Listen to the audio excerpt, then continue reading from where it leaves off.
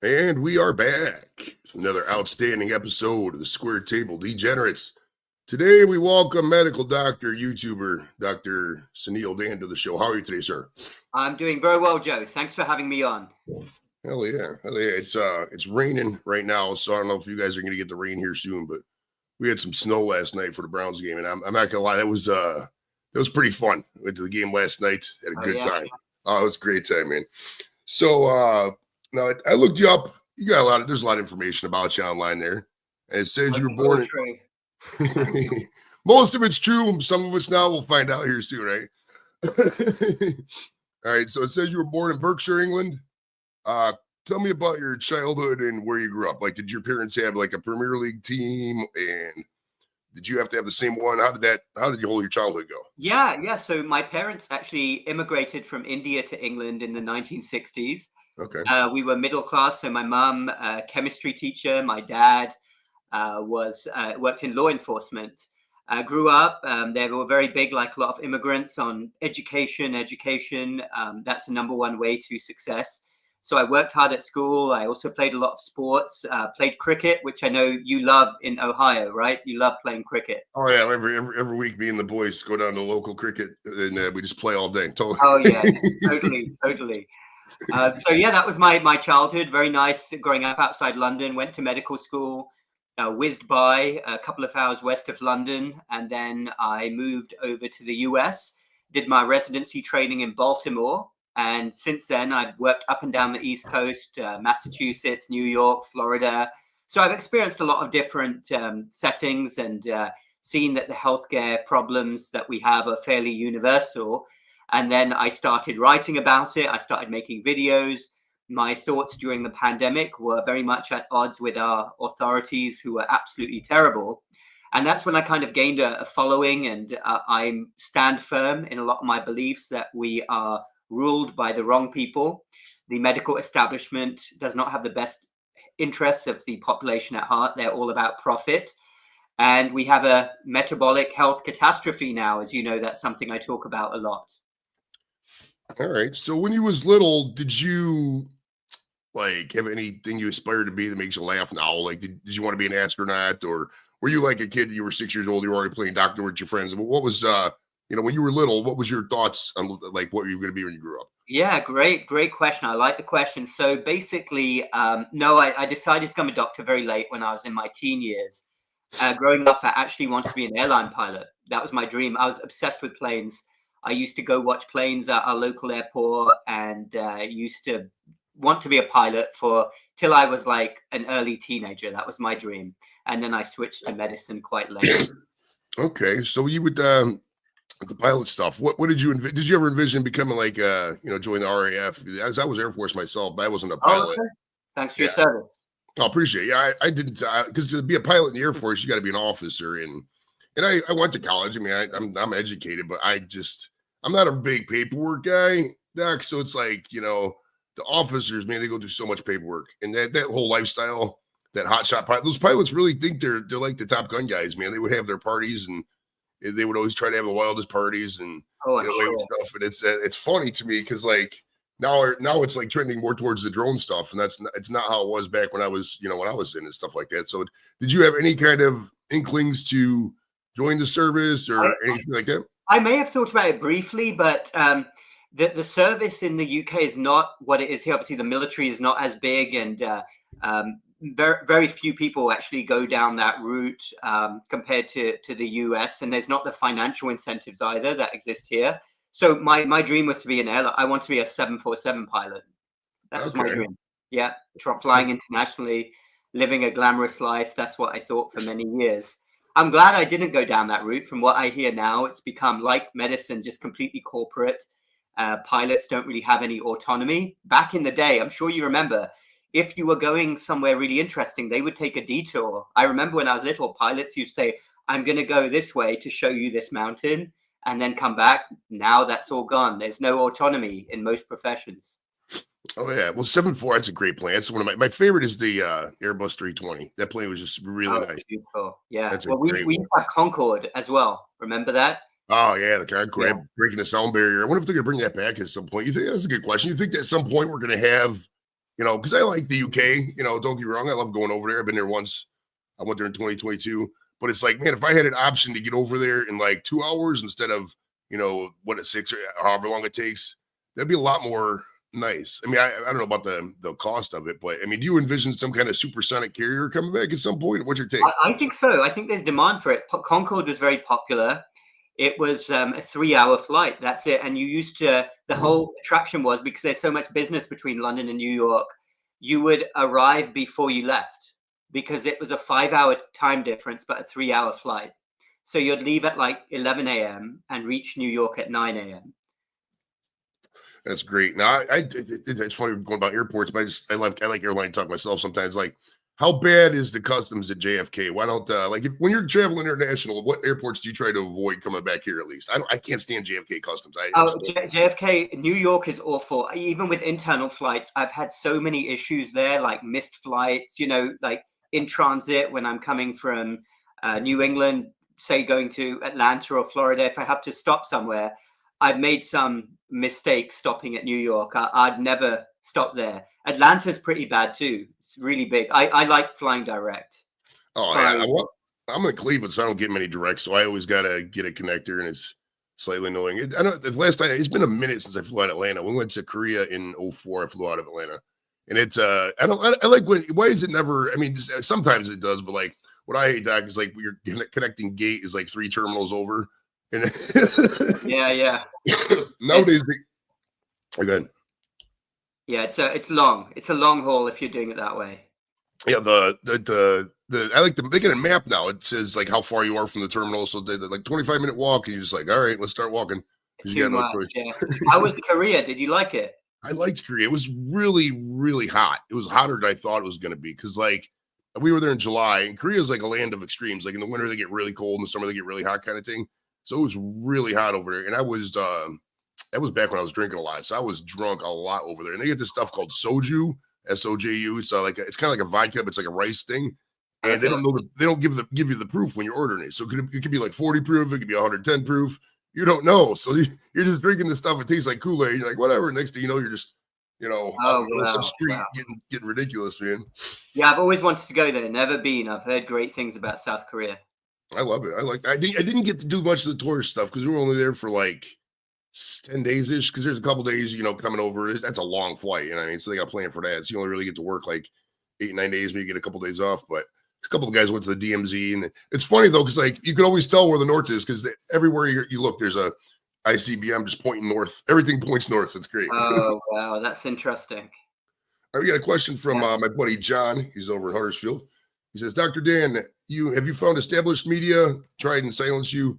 Often the argument is you're racist and uneducated. I love these questions. Yeah, I look like a racist. Yeah. Well, yeah, they totally do. And this is the whole ludicrous thing about the modern mainstream. And we've got a very sinister establishment at play, and they throw the same things at you. If you dare question, you're racist, you're a bigot, your words are violence. They say that a lot as well. And it's horrible. Anyone who speaks up faces this. And I'm so glad with the way the election went a couple of weeks ago. I do think the pendulum is swinging back now. Like, people are just so done with this woke BS where you can't speak your mind, where very obvious things, right? Everybody knows what they're seeing, but you're not allowed to say it. And that's so against what it means to be an American as well. It is. It really is. Because, like, I mean, and we have to acknowledge that, social media is the new town square. I mean, yes, they have terms of service, but when you have governments, manipulating information, trying to say what you can't say behind the scenes, what all we want to do is just type shit to our friends. It's kind of disingenuous to me. You know what I mean? Well, then you touched on the election for a little bit. I saw one of your things. I didn't get to see the video on RFK. For those in the UK who don't know, Robert F. Kennedy Jr. was named the next Secretary of Health and Human Services here in the States.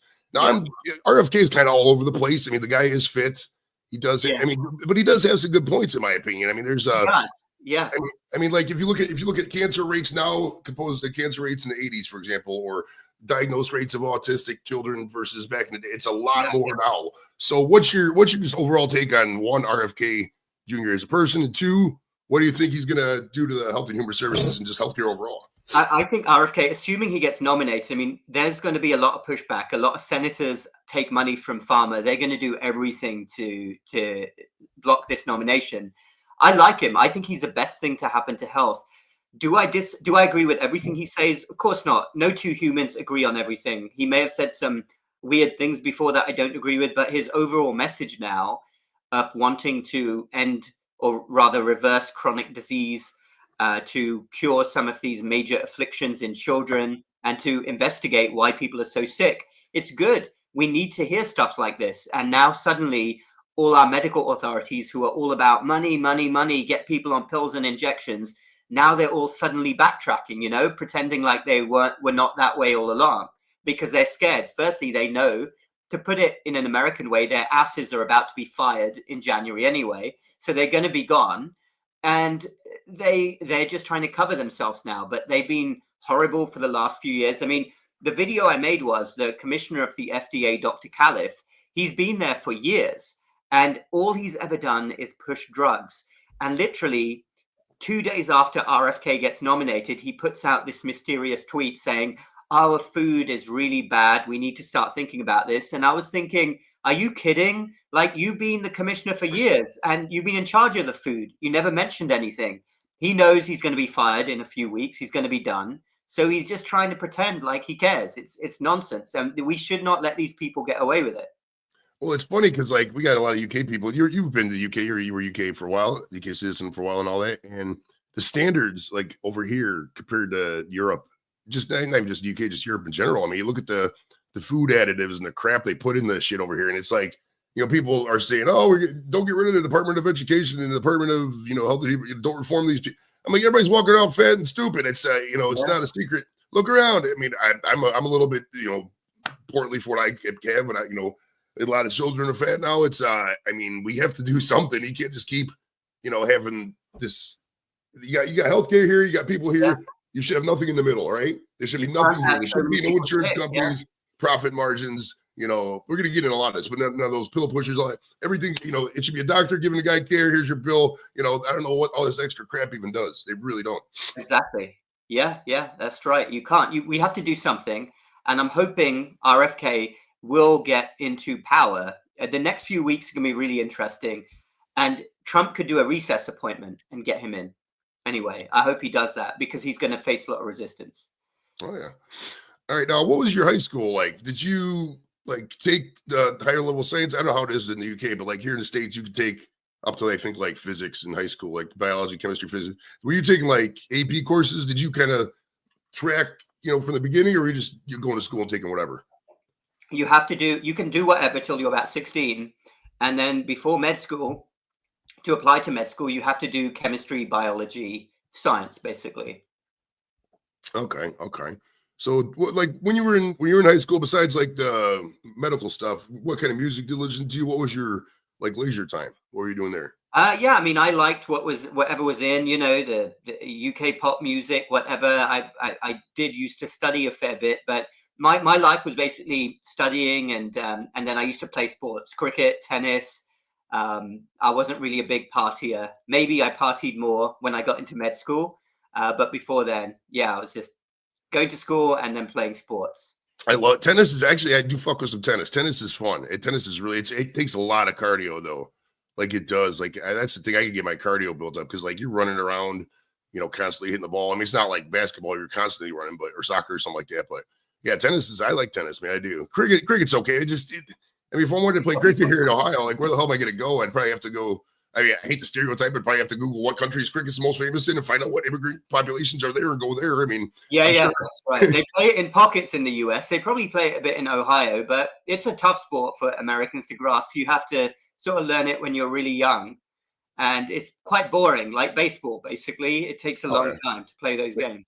Yeah, I'm a huge baseball fan. I love baseball. And a lot of people say the same thing. Yeah, baseball's boring. But if you're growing up and you love a sport and you're watching it, it's fun. It's funny with the cricket. The most experience Americans have with cricket, I think, is like there was this movie in 1989 called King Ralph, where John Goodman took over because everybody else died in the royal family, and John Goodman was like a bastard son or something. So he became king, and then it was a great movie, man. So when you graduate from high school, and you look at Were you looking at other undergrads besides It said Cardiff University. That's in Wales. Or was that the only choice? Like, Yeah, over here. I was looking at, I nearly went to London, but I wanted to get away from home. So Cardiff, it's in a beautiful place. Like Wales is stunning. Like the middle part of Wales is just all hills and mountains, and it's much quieter than England. Not many people live there. Okay, yeah. There's only and it's funny because there was always the stereotype. There's more sheep in Wales than there is people. And I looked it up. That's It's true. it. Yeah. There's like 10 million sheep and 3 million people. You know, I only know a couple Welshmen. I know a bunch of Englishmen. I don't know many Welshmen though. There's only a couple. They're nice guys though. I like Welsh people. They're cool. I really like. They're nice. Yeah, like Scottish people. I find them to be like they're just nice, friendly, earthy people. English people can be a bit more. Let's say they can be a bit more clever, but the Welsh and Scottish I find a bit simpler in a nice way. Oh yeah.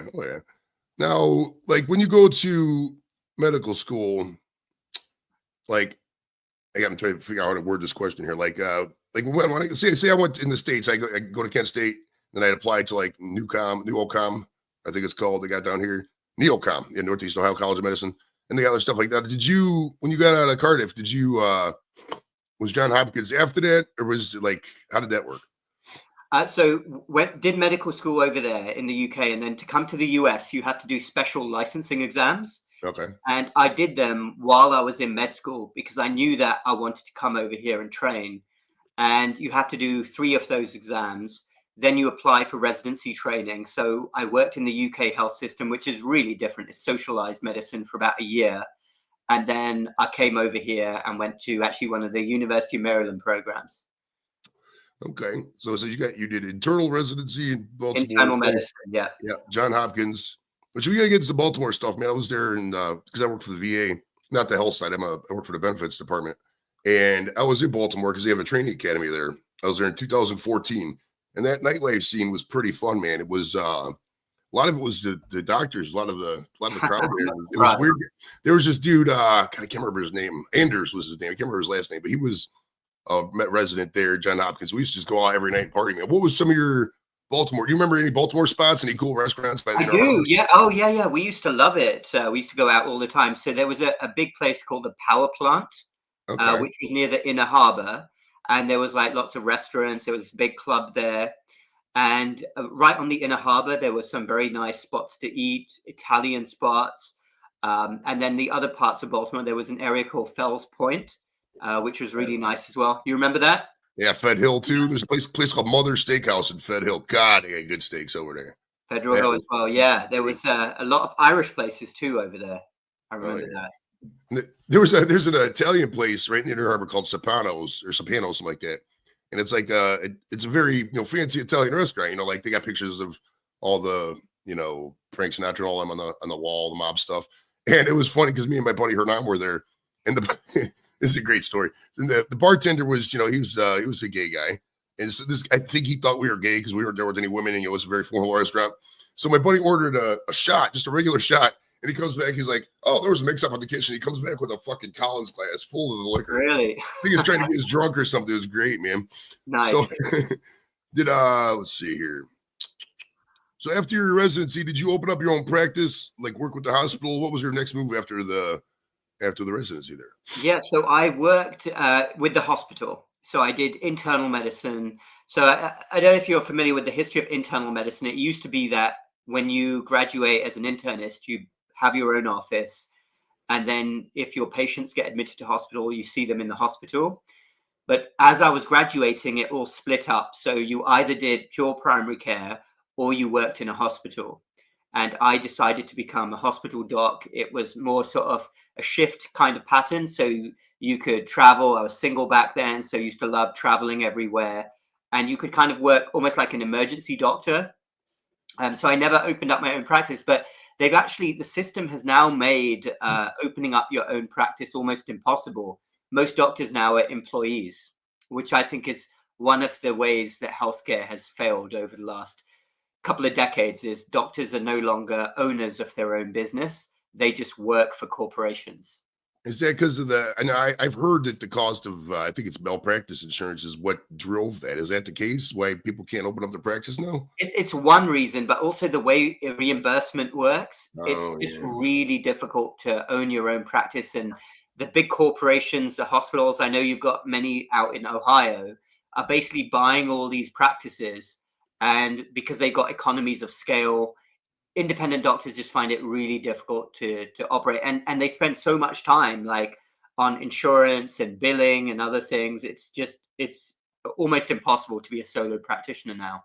Well, it's crazy because they'll have the billed rate and then the rate that gets paid and the rate that actually gets Yeah. paid. And it's medical billing is, I mean, if your boy Joey Edibles was president, that'd be the first thing I'd get rid of would be insurance companies and medical billing. Because I mean, they don't even tell you, you don't even know what it costs. They'll sell you an estimate and then the bill will go up. Like, what is this? It's ridiculous. It's insane. It's a scam. I mean, come on. When anyone who sees a hospital or a doctor bill, it's a scam. I mean, how can you justify it? I know people who are doctors, and doctors don't even know until they go through the system.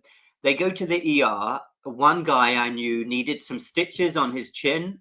He fell off his bike, and his bill was like $6,000. And he literally got seen for like 10 minutes. And I think his insurance played a bit, but he still had to pay a few thousand out of pocket. It's a scam. Like, you can't justify these types of fees. Yeah. Wow. 60. The worst is the ambulance here in the States. Like, a lot of people, like in Europe, well, this is a good segue, I think, because in the UK with the social, in the Canada, they got the, socialized stuff. But the complaints I get from a lot of people in the UK, a lot of Canadians and all that, are that, like, if you want to see a doctor, it's just going to take forever. Like, you got a year or two waiting some of these specialties.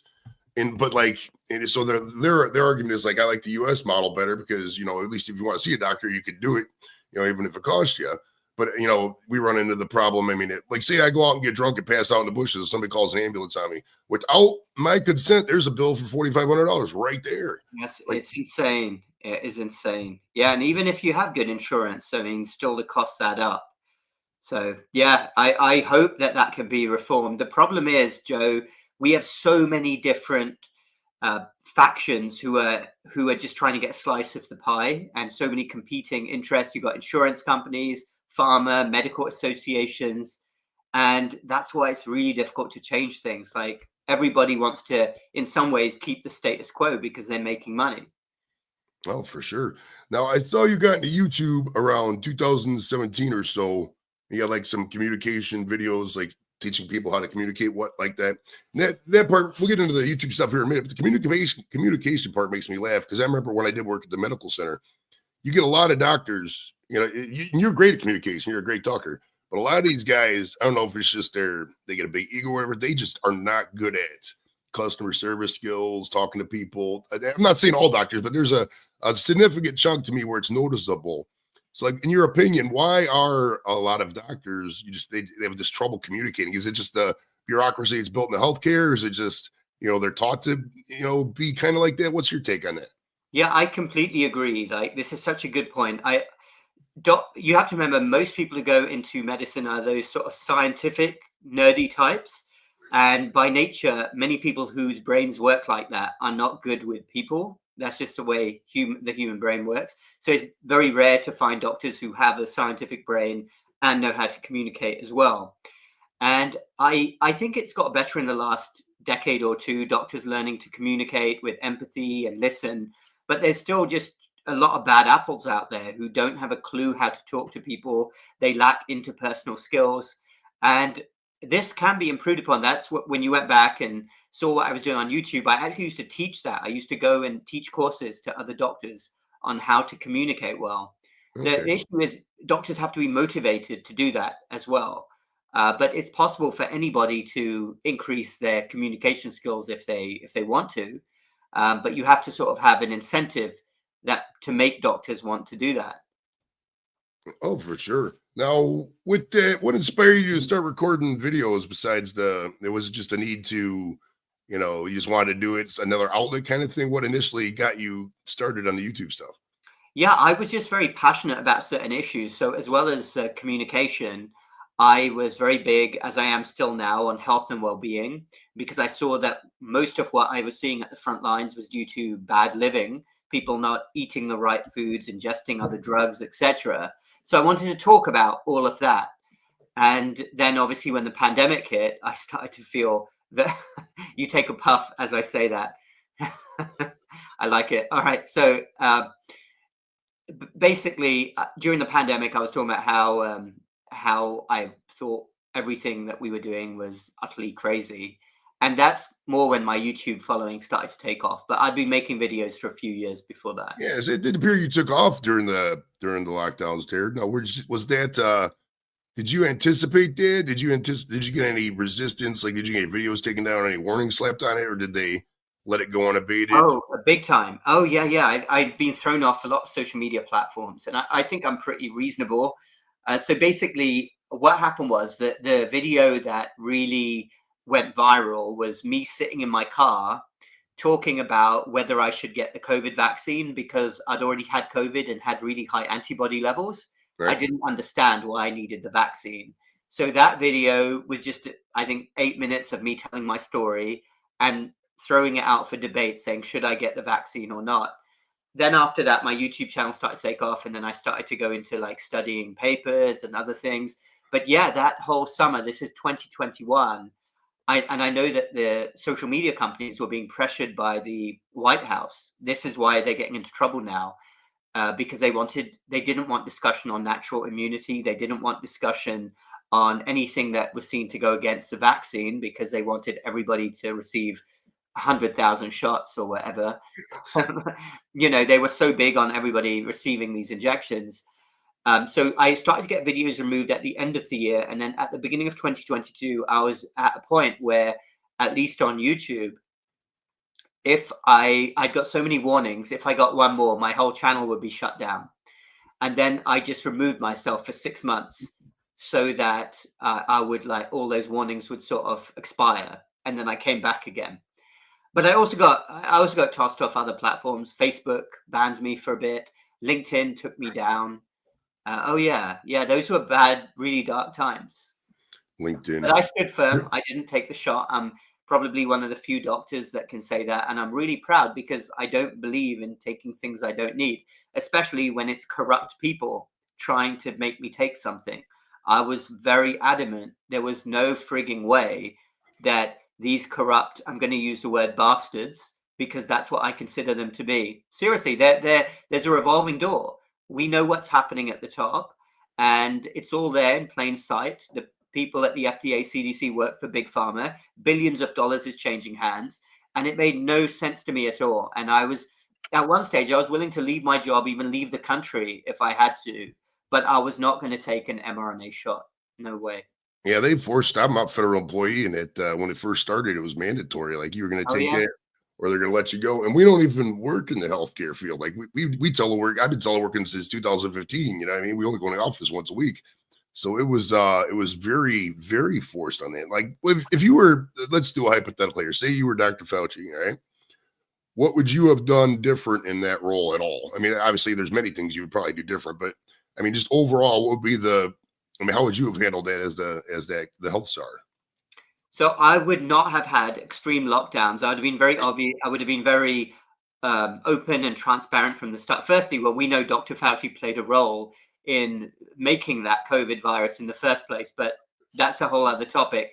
But if I was an honest version of Dr. Fauci, who wasn't somebody who funded that coronavirus research and was just looking at it from a new virus spreading, I would have been honest and said, look, this is an illness. It's a respiratory illness. Nobody can escape it. It's spreading. We know the vulnerable groups, the elderly, the obese. Take extra care. You can stay at home if you want. But if you're young and you're healthy and you want to take the risk, that's on you. You're all adults, but we won't force anything on anyone. And then when the vaccine came out, okay, it's out. We will encourage, if you want to get it, you can, but I wouldn't have mandated it. See, that's what they got wrong. As soon as they mandated it, they've now created an army of millions of people who hate their guts.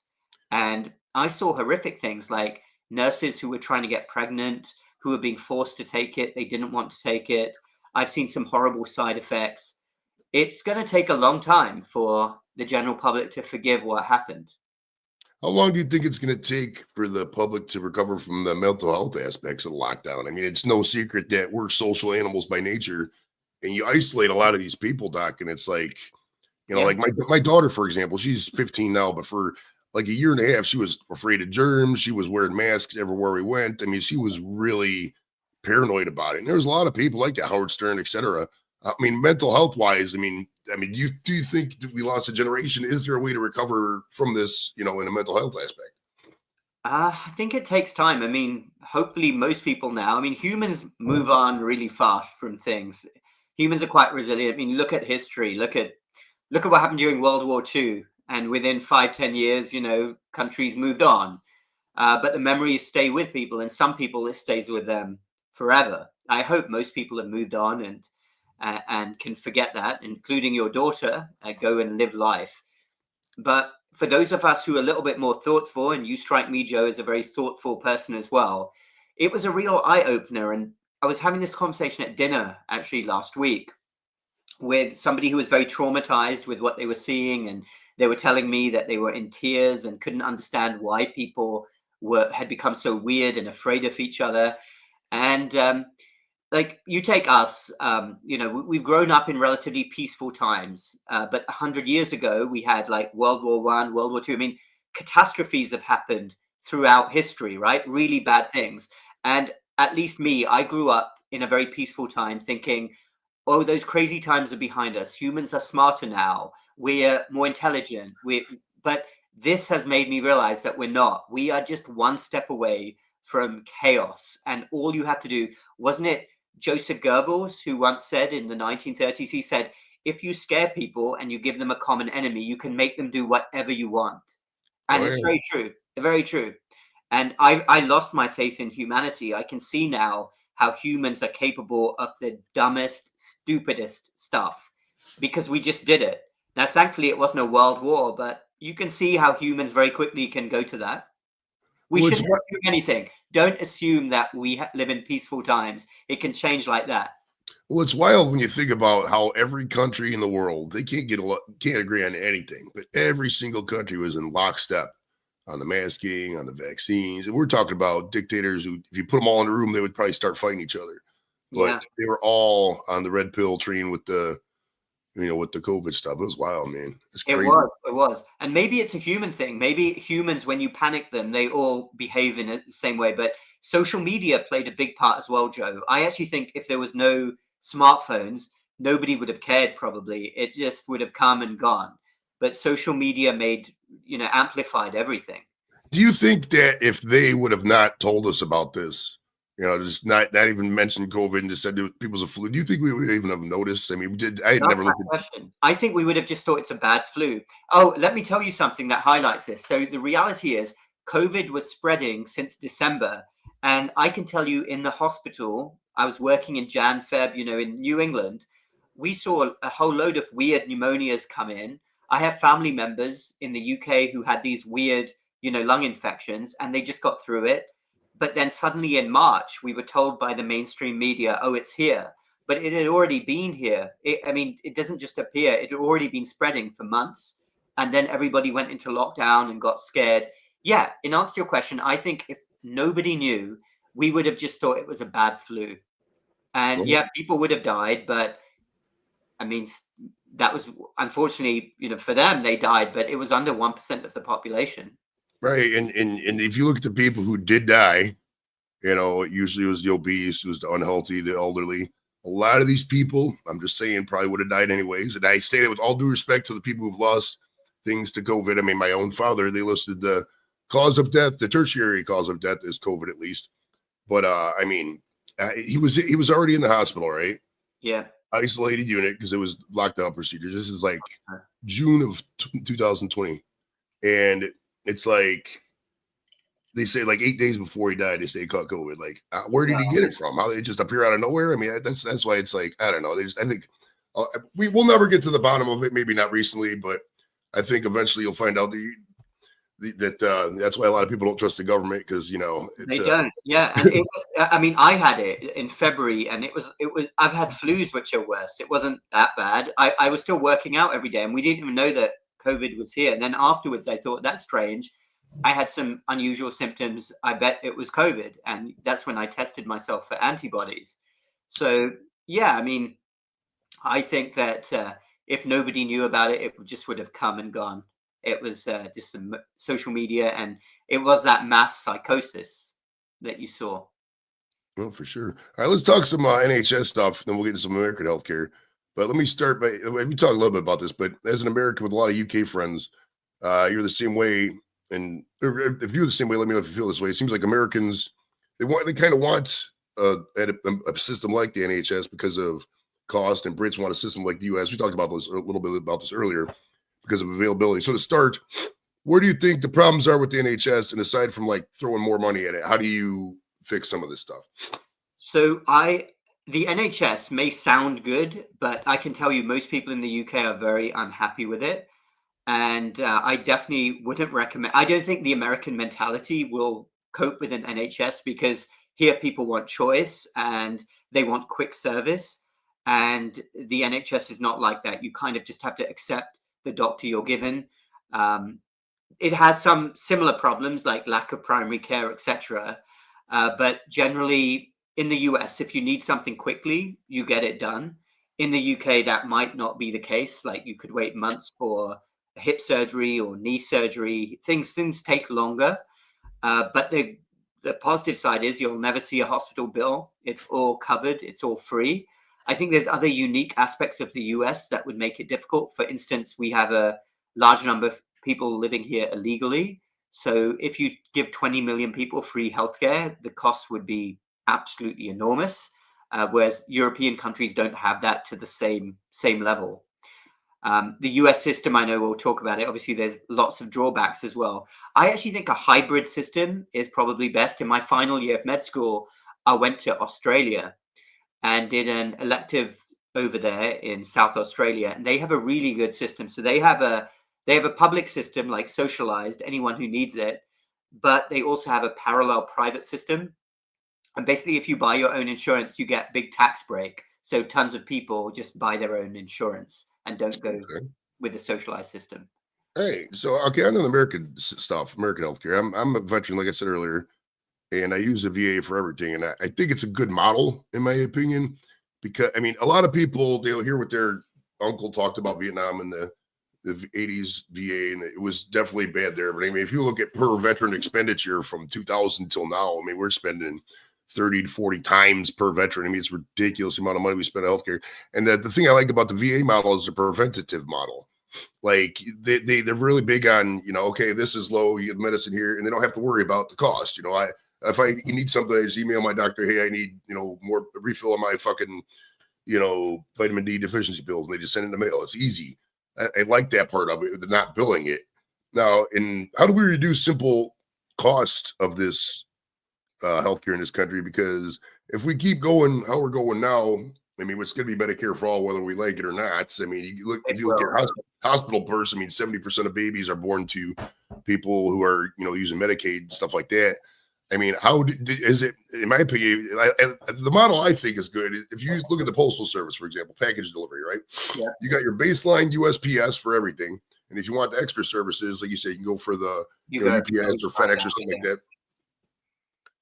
Would you say so it's probably going to be the good model? I mean, I think you can do that as long. The problem is that basic model can't be the same as the standard model here. Like you go into any community hospital and they'll do an MRI scan on you in like 30 minutes, and you couldn't have that in like a very basic model. But I'm all for it. If you can give basic care to people, like someone has a heart attack, needs help, or they have a bad infection, but that will have to accept that you don't do the amount of tests and procedures that you would in a routine hospital. Yeah, because they do so many. Do they do all these? I mean, you're a doc, so you know a lot of this inner working stuff. Do they do all these tests just to cover their ass, or do they do a lot of these tests just to get? I mean, will they order an expensive test if they know they're going to get more money, kind of thing? How does that work? I think it's a mix. I made a video not so long ago. So a classic scenario is this: someone who's 92 years old will come in they're feeling a bit dizzy, and they'll get better really fast. And obviously at 92, the best place is to go home, right? But they'll come into hospital, they'll be back to themselves, but they'll have an MRI scan, they'll have a carotid scan, they'll have a heart scan, And what are we doing? Like, why are we doing these tests? Just let that person go home. And I think it's a mix of they don't want to miss anything, they're scared. But most of the time, if you have a discussion, the relative will say, just let them go home. You know, you don't need to investigate them, or the patient will say it. And it's also billable. Every time they do an MRI, they make money. Well, if I'm an old person, I want to spend as least amount of time in the hospital as possible. Like, I don't want Cool. to, what I mean, just get me home, let me spend my days with my children, my grandkids. I don't want to, sit there in a bed in a stupid gown looking at a wall, with 3, 4 things to watch on the TV, no internet reception. Like, that's not the way I want to spend my last days, man. I don't know. Exactly. Yeah, yeah. Who would? Who would? But we overtest the elderly population. That's where. So the statistic is, I think it's like 85% of your healthcare spending will go in your last year of life. So a lot of what we're doing is futile. Right. All right. Now I want to ask you this next topic. I want to ask what you personally do and what you recommend about the following topic. Let me explain here. Now, do you personally drink or smoke weed? And for those who like this stuff, what would you personally recommend? Like, in your opinion, give me the positives and negatives about booze and weed as you see them. Sure. Okay, we'll deal with alcohol first. So at the end of the day, I don't want to sound like I'm some sort of killjoy. I know in reality people are going to be drawn to drugs, but as a doctor, I can't obviously recommend drugs.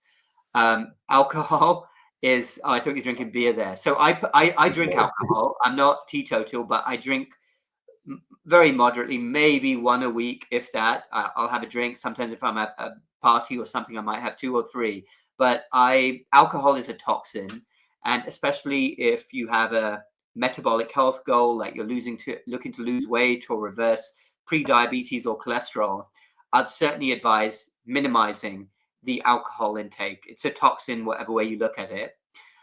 Weed, I don't do weed personally. I'm not a fan. I don't think that it's the most dangerous thing in the world. It's not like cocaine, but generally, it's not something that I recommend. A lot of people I see do it too much. You know, your classic kind of pothead, and usually they have other issues as well. You're not really a pothead, are you? I smoke a lot of weed, Doc. I do. I You smoke weed. Because I get, like, if it's a Saturday, I can just get up in the morning and just smoke all day and just enjoy it. Because I used to drink quite a bit. I was a big drinker, and once I got out of the service, I was like, okay, I can smoke weed now because I'm not drug tested.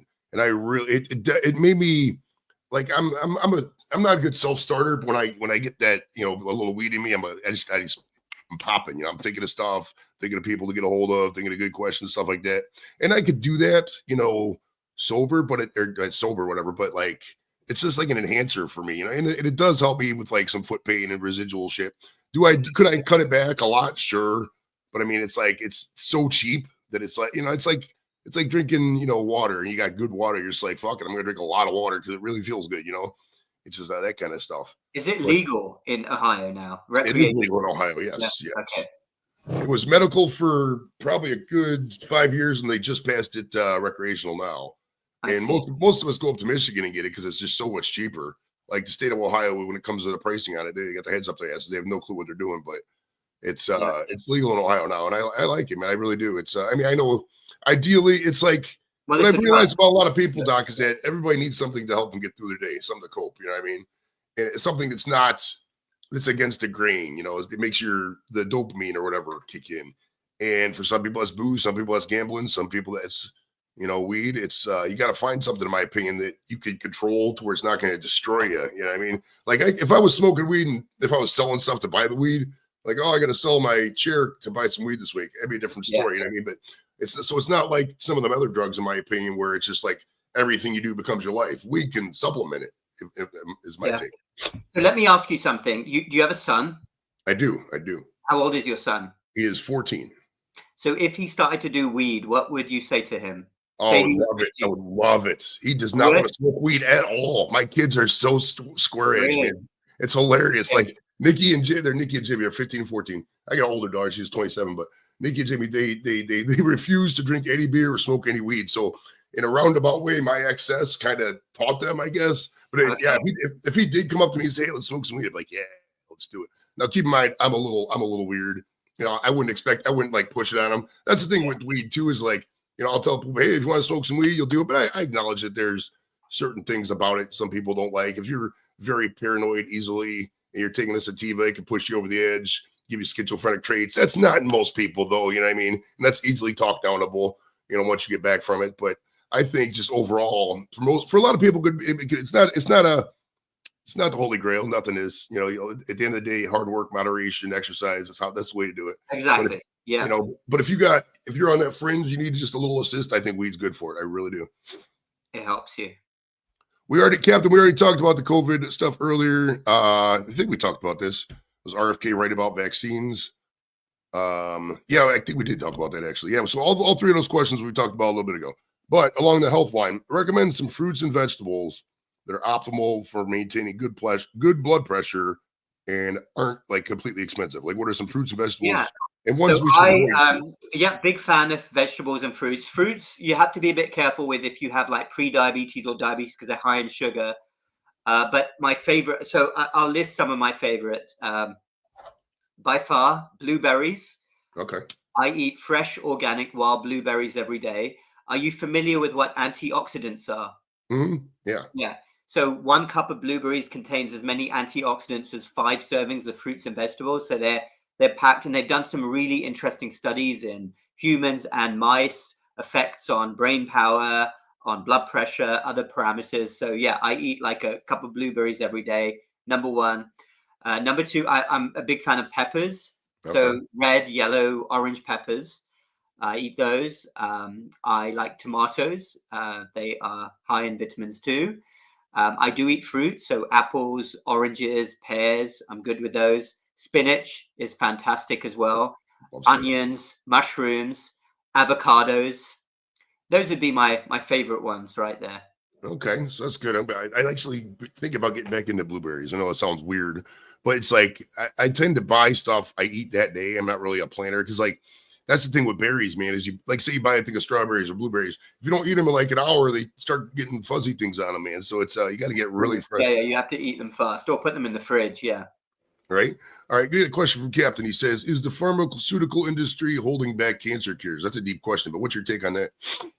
I don't think they're holding back cures. I think there's an argument that the pharmaceutical industry doesn't want to cure things in general because why would they? Because if you cure something, you can't make money.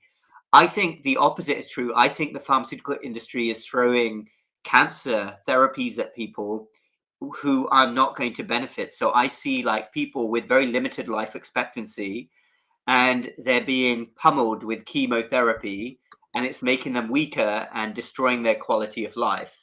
I think that's a bigger issue and it's really bad. So the cancer industry is huge. Like venture capital is coming in. They're making a ton of money. Dollars are flowing in.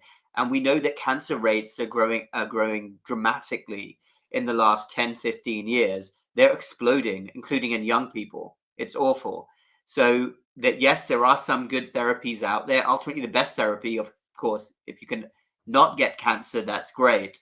But people who do get cancer, just make sure that you're not being over-treated with chemotherapy and other toxic drugs.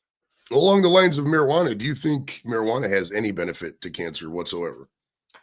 I'm not sure if it has metabolic benefits directly on cancer, but it can help with pain. Pain and the eating too. I heard a lot of cancer patients. Is it the eating thing? Is that because of the radiation? It stimulates eating. Yeah. And chemotherapy and radiation make people not hungry and lose weight. It's bad. We got a good question here. Should the CEOs of Big Pharma that created the opioid crisis and lied to us about the addictive qualities of, Oxycontins and all that, should they be thrown in jail? What's your take on that? I think they should be tried in front of court. Some have, but I think there should be more consequences. I'd like to see Fauci put on trial. He's a little old though. I think he did. He's probably declare the age thing because he's got to be like 80, and it's weird because like we got these guys in office who are so old, and Congress is so old, and like I think about like when my dad passed away, he was about 75, and he was cognitively the last couple of years was in and out, and it's like I think of these people in Congress are the same age. Do you think like politically, what was in the states should we do? I mean, this is a pretty general question, but is there a certain cutoff to where people in society should be? I don't want to say treated different, but because once people start to lose it, But these people who start to lose it are the guys with the money. You know what I mean? So it's like if you got a 93-year-old billionaire who wants to build a giant statue of himself in a cornfield, he's going to do it because he has the money. I mean, is there a point? What's your take on how should we restrict elderly people doing things like driving, stuff like that? Yeah, I think you have to be very careful. Yeah, when people start to lose their faculties. Actually, I wrote about this once. How I think nowadays a good way to tell when people are getting dementia is their social media posts will start to get erratic. You'll see that. We didn't have that 20 years ago. So I think, yeah, relatives, as soon as they suspect something, definitely stop your loved one from driving and then give them help with everything else. So there's a lot of scammers out there that call older people, and you have to be really careful. They can, I've heard stories if their life savings just going, they transfer money over to people in, Asia or Africa. And there's a special place. I don't know if any of you guys believe in the afterlife, but if there is an afterlife, there's a special place in hell, in my opinion, for people who scam old people. Oh my God, I do not tolerate that one bit. Execute them. I'm not even in favor of the death penalty, but we can kill those guys because I got no patience for that, bro. That's great. All right, this is a deep question here, and I'll tell you my opinion on it before I ask yours. What you're taking assisted suicide? I used to kind of be for it, but then I started looking into it. I've seen some of the things they were allowing it for. Like there was this lady, she was completely ambulatory, totally whatever. She was just a little bit sad because her daughter died a month ago, and they said, "Oh yeah, go ahead." And I think this was Denmark or the Netherlands, something like that. But it seemed like they rubber stamped it, and I think the criteria that the board that they used was just very, very too liberal in what they granted it for. And like in certain instances of like debilitating pain, where every day you wake up and you're just screaming because it hurts, I could see that. But it's a really touch and go for me because I don't want people just to. Because then that could be a population eliminator. If people are sad, they can just be like, "Oh yeah, here's assisted suicide," and they can just hand it out like candy. So what's your take? Yeah. I am the same way. So I personally could never be involved in that. If somebody was like walking around and I couldn't do that. I think there's something about how it works. Like the doctor gives them the pill, or somebody gives them the pill, but it has to be prescribed by a doctor, and then they take it. Or an injection, but yeah, I wouldn't do it. And I feel the same way about abortion. Like, okay, I think abortion is a reality in the world. Sometimes you are in a situation, or women are, but it's just something I don't want to be involved in. I can't take a life. Oh, 100%. Yeah, I'm the same way with abortion. The problem with abortion is that people focus. It's the same thing with the trans issue. They're hyper focused on this such minuscule bullshit that nothing ever gets talked about. I mean, you got one side talking about people killing babies that are 41 weeks old, and you got the other side talking about rape and incest the whole time when that's like 0.1% of the cases or some shit. You know what I mean? It's Captain. We talked about that earlier. This is my buddy Lep. What's the best cure for itchy balls? Oh, well, it depends on what's making them itchy. So the number one thing, usually it's like simple hygiene down there, but you can use some cream. A lot of people get dry there. If you've got something like jock itch or something, then you need like an antifungal. I've had that on my feet. Best question I've been asked all week. Hell yeah. All right, that's how we go around here. We just have some fun with it. Life's too short to be serious, Doug. It really is. I agree. And let's talk about the obesity crisis. And what is your take on the following? Ozempic, gastric bypass, Mounjaro. Is this a discipline and laziness problem ultimately, or is everything so commodified it doesn't really matter? Like somebody who's 325 pounds overweight, their whole life isn't going to go out and run and starve themselves to get down to 200 pounds. I mean, they need to assist. So what's your take on all that stuff and just the obesity crisis in general? I think this is the biggest disaster facing the country. And if you look at what's happening with children now, like 50% are overweight or obese. I'm sure when you were growing up, right, Joe, there was one fat kid in the class. You probably remember them. One. And now it's like half the class. So it's obviously a big cultural issue, what we're feeding kids. They're addicted to social media. They're not getting outdoors. They're not moving enough. So all these things have come together. And I don't think Ozempic is the answer. Ozempic will work because it paralyzes your stomach the same way as if I taped your mouth shut, that would work too. It works. Obviously, if you're not eating, you're going to lose weight. But the problem with Ozempic is it comes with side effects, like you lose more fat than protein. People start to look ill. There have been a ton of side effects already reported. There's a link with certain cancers. And ultimately, we're missing the root cause, which is that toxic food environment. And I'm sad to say most people I see on Ozempic are still eating toxic crap, basically. So you're still going to get sick. And this is how the pharmaceutical model works. We throw pills and injections on people every year, and they keep getting sicker. What we need is like a big public health campaign to basically get people healthier. When was the last time you saw a billboard saying, cut back on what you eat, get outside and exercise? You never see that. There's no interest. Or how about this one?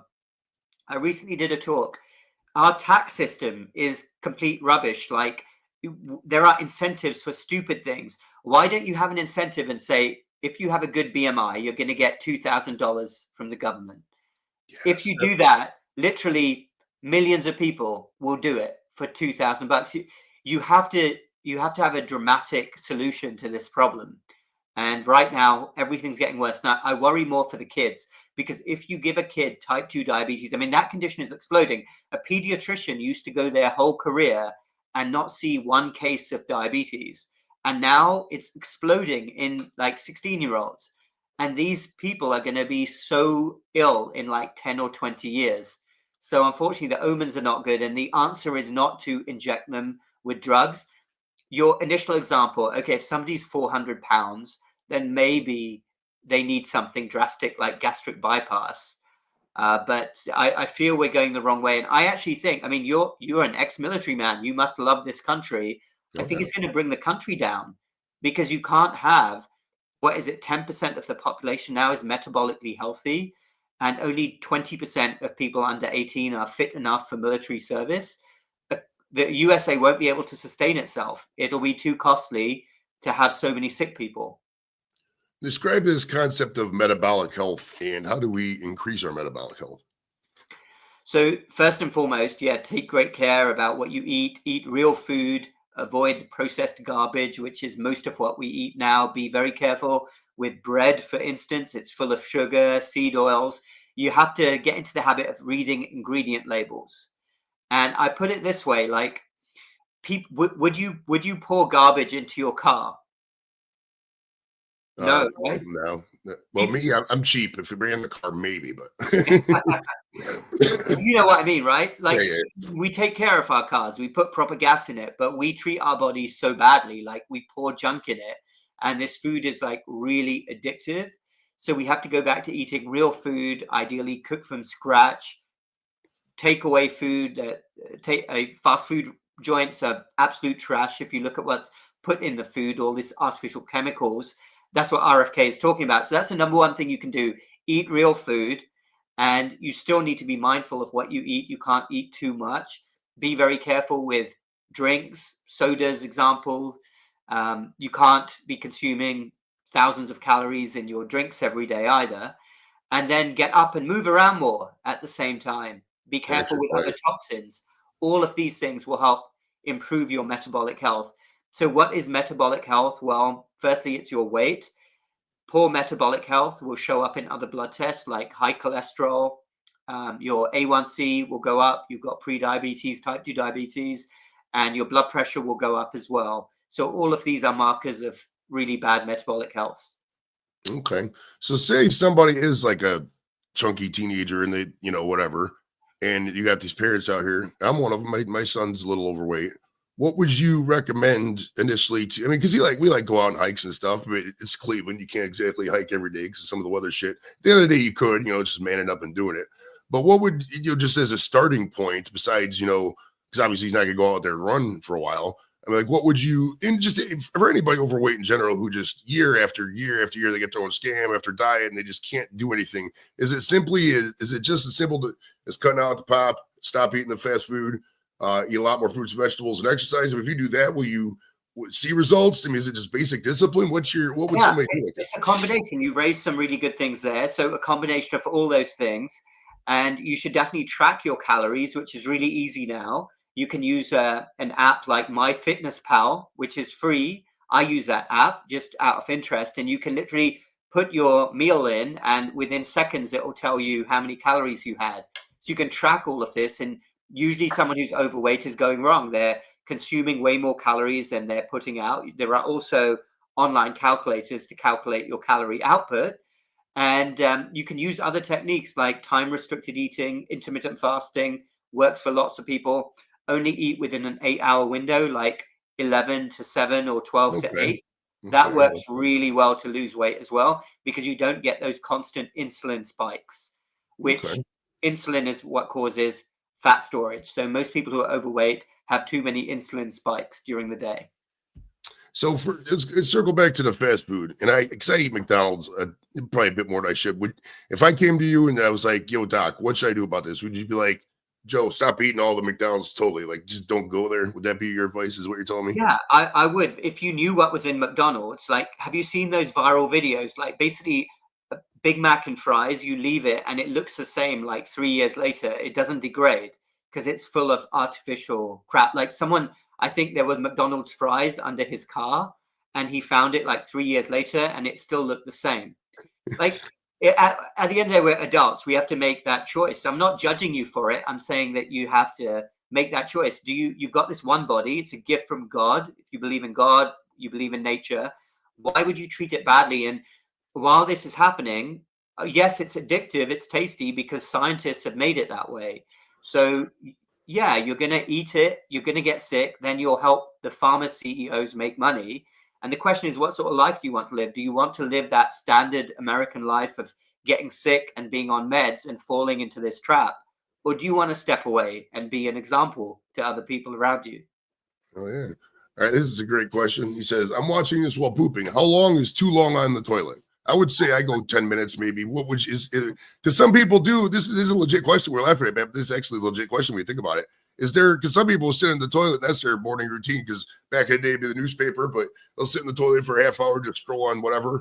Is there a time when people are just sitting there trying to push out too much poop, or what's your take on that? Yeah, so depends when it's finished, but 10 minutes maybe. Yeah, I wouldn't go above that. If you're going too long, it might be because you're constipated. Yeah, so you got to take care of that, man, if you're out there pooping. All right, now, why is medical school so long and so expensive? And if it reformed to where could you reform it to where you get a degree in 3 to 4 years as opposed to like 12 or whatever? And would this drive down the cost of healthcare dramatically? Because I get sick at certain jobs, like, oh, you need a doctor's note. And these doctors get any day with all this bureaucracy and this bullshit. Why can't we just have an RN do this, or even a nurse practitioner kind of thing? What's your take on just how we got it set up now with the education? Is it too long? Is it just right? Not enough? I mean, are these doctors worked to death? What's your take? So I think it's too long. I think you could shorten it by several months or even a year. And yeah, it's ridiculously expensive. So yeah, and the problem is doctors are trapped then. I know some doctors close to $1 million in debt. That's crazy. Yeah, man. it's crazy. So then they're in servitude then. They can't change their career. They're not going to speak up against the system. So Okay. yeah. All right, now we get some time for some silly questions here. How long could you sit in the library and do nothing before you fell asleep? Oh, good question. I could probably do the library and do nothing. Maybe 30 minutes. I'll probably fall asleep. I'm good at falling asleep. It's weird though, because in school, you could fall asleep in class like in an instant. But sometimes if you sat in that same desk and you tried to sleep, you'd be staying awake. Yeah. It's just that talking. It's like a fan. People are yeah, talking. Yeah. You got to be interactive. Yeah, I find it tough doing nothing to stay awake. Now, have you ever done any teaching? Obviously, it's a lot of OJT in your field.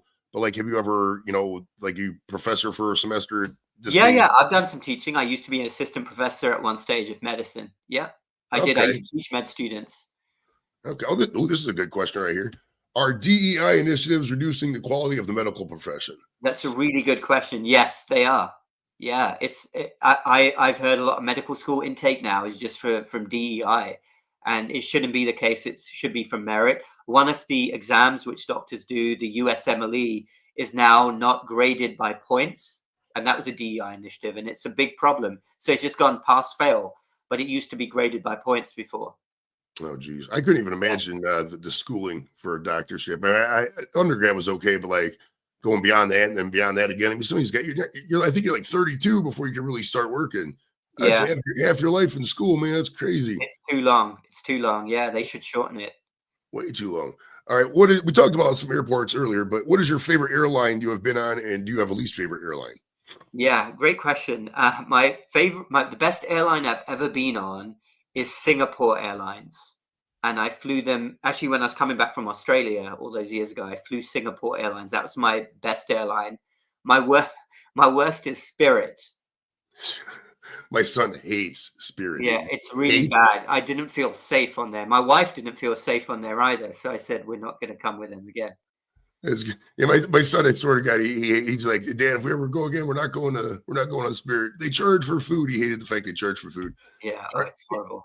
I have a question from JB. He says, I get at least 10,000 steps a day. Is that enough or just some made up number they said and ran with? Is it basically just calorie deficit? You just kind of need to cut I down. think, I mean, 10K is like a really good number to aim for. I get over that. Like I like it, getting closer to 15. But 10K is, yeah, of course, it's like pulled out of thin air, but it's a good ballpark to aim for because I think the average American, it's under 3,000 steps. Pretty bad. I got an app on my phone, and sometimes I'll get like, oh, you hit your steps goal for the day, and it's like I don't remember downloading a steps goal. I think it's just Google forced it, which is good though. I mean, I get it, and it's like okay, because usually it's typically on a tailgate day when I'm walking back and forth to the parking lot, and we got to go like a mile to the stadium, and I hit it. But it's I don't I like building my activities into the stuff. I can't Yeah. exercise for the sake of exercise. Like you're never going to see me at the gym. You're never going to see me, doing this, doing that. I would rather go to the park, Rocky Four style. You know what I mean? Out in the Yeah. nature, stuff like that. I do not like the gym. I'm not a big fan of the gym there. All right. Here we go. Troy has a question. Since it was brought up, what is a good natural remedy for constipation? Is there any like fruits, vegetables you would recommend if somebody was experiencing constipation? So I would go for fruits, fiber. Fiber is probably the best natural remedy for constipation. Fiber and stay hydrated. A lot of people who are constipated are not hydrated enough. It's a lot of water. I like it. Yeah, coffee does work, but well, yeah. What's your take on coffee? I mean, are you a coffee drinker yourself? I only drink tea, but coffee is okay in moderation. Okay. Yeah, a couple of cups a day is not going to do you any harm. So you'd recommend the tea, like because I mean, don't get me wrong, I love water. I drink a lot of water. Water goes great with weeds. It stops you from coughing. But like, so you'd recommend going to a tea as opposed to a coffee. Like, what kind of I'm not really. I mean, I had some tea when I was over in the UK. You're like, oh, it's tea time. Oh, yeah. Tea place, yeah. You don't necessarily need to go over. I mean, lots of my family are big coffee drinkers. It just doesn't do anything for me. I don't think it's unhealthy per se. I'm just not a fan of it. But I do like tea. I have a typical English tea with milk in it. I don't put sugar in it. I didn't find that much tastier. Okay. We got about 5 minutes, guys, and we'll wrap it up. Have you ever been in a Ferrari? What about a Lamborghini? And do you have a favorite car? I love that question. I think I might have been in a Lamborghini, but not for long. Actually, I was in Italy a couple of months ago, and I was going to do something like that, but it didn't work out in the end. My favorite car. So I'd say my dream car would probably be, like a Lamborghini. If we're talking about more sort of everyday cars, I have tried lots of different cars. And I've fallen on like BMWs. I think they're amazingly well designed, very good engines. You can't beat the Germans. And my worst car, I hate to say this, man, because I'm British, never get a Land Rover or a Range Rover. Worst car I ever had. Had so many things go wrong with it. Parts were expensive. And it's true what they say about that car. It's just a really difficult car to own and maintain. All right. What is your thoughts on green tea? It's really good for you. High in antioxidants. Green tea is great. Okay. I may start drinking some green tea. I can stomach that. That's the thing. It's like I got to start, like I started eating some beets because they say beets are good for your blood pressure. Beets are good, yeah. Taste horrible. Fucking things are horrible. You don't find them tasty. But blueberries are good. That's why I like the blueberry option because I can fuck with some blueberries. Blueberries are really good. All right. Who are the 3 most famous people you think you've met in your life? 3 most famous people. Interesting. So yeah, I haven't met that many famous people, I'd say. I've met some like famous Brits, like newscasters. Yeah, great. I think actually, no, when I was younger, I met the Queen Mother. Okay. The Queen, the ex now passed away, but her mother, who passed away around 2000, I remember meeting her as a boy. And I've seen the royal family because I live not far away from Windsor Castle in the UK. But I haven't actually shaken hands with them. I don't think I ever shook hands with Princess Diana or Prince Charles, King Charles. I haven't. I went to Windsor Castle when I was over there, and I got a video. It's my highest rated video on the channel. It doesn't even have me in it, but some American girl was trying to get into the booth that the guard was in. He's like, "Get out of the box," and she freaked out. And the comments are great. Everybody's like, "You got to kill her, bring back hanging," and all this stuff. I was like, "She's just standing in a box, and there was no sign there. Let's nice. throttle back on this stuff." All right, couple more questions. We'll get you out of here. If I was to tell you Beatles or Queen, who would you pick out of those two bands? Beatles, without any doubt. Okay, nice. JVS, can you take too much vitamin D? Yes, you can. Be careful. So there is a school of thought that if you take too much vitamin D, it will lead to too much calcium deposition. So I've seen cases where people just load themselves up with vitamin D and then they start getting calcifications in their heart arteries. So it's a simple rule with anything, JV, everything in moderation. You don't need to go over the top. And generally speaking, the closer you are to nature, the better. So our ancestors used to roam the plains. They used to be outdoors. They used to get all of this naturally. So if you're loading yourself up with vitamin D, yes, we need it because we're indoors more, but you don't want to get too much of it either. Yes, sir. All right. What's something you haven't done yet, but you're sure you're going to do it by the time you are 50? And what is your advice for your future self? Oh, I love that. You have actually asked me, Joe, probably some of the best questions I've been asked in a long time. So something I want to do by the time I'm 50 is two things, I'd say. One is ride in a hot air balloon. I've never done that. And a helicopter. I've never been in a helicopter. I'd like to do that. And something I would say to my 50-year-old self, looking back when I turned 50, a few years away, but don't sweat the small stuff. You know what's funny is I've actually looked into the hot air balloon thing and the helicopter thing. I really went because there was 3 times in my life I could have been in a helicopter. It was down in Arizona, couldn't get on there. It was down in Honduras, and for some reason I didn't get there. And then in Iraq, they were giving the tours. I never got in a helicopter. So that one and the hot air balloon thing is a little. It's like $700, and there's like a weight limit too, like 400 some pounds. So I'd have to probably lose a little bit of weight, to get on that. But it's funny though. All right, do you have anything to promote, and how do people get a hold of you? Sure. Well, yeah, do check out my website for details of my work, drsuneeldhand.com. And I do have recently launched a natural anti-inflammation immune support supplement that's doing very well right now. It's organic, made in the USA, and we actually worked with a company which is veteran owned, and we wanted to do that. So check it out on my website. We wanted to support some veterans there. And I also do some health programs on losing weight, reversing insulin resistance. It's all on my website. Okay, perfect. So check that website out. I'll probably give you a visit myself. And I'd like to thank Dr. Suneel Dhand for coming out. Appreciate it, my friend. Absolutely. We love it. Great. Hopefully we'll talk again in the future and have luck out there, man. We'll talk to you guys later. Definitely. Thank you, Joe. Bye-bye. Right. Bye, everybody.